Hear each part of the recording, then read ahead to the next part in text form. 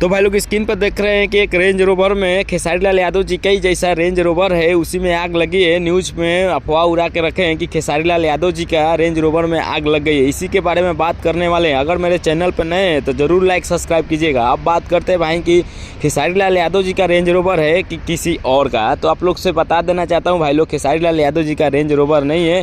Social media के माध्यम से वायरल हो रहा है ये वीडियो कि खेसारी लाल यादव जी अपने बंगले के सामने रेंज रोवर खड़ा किए थे, उसी में भयंकर आग लग गई है।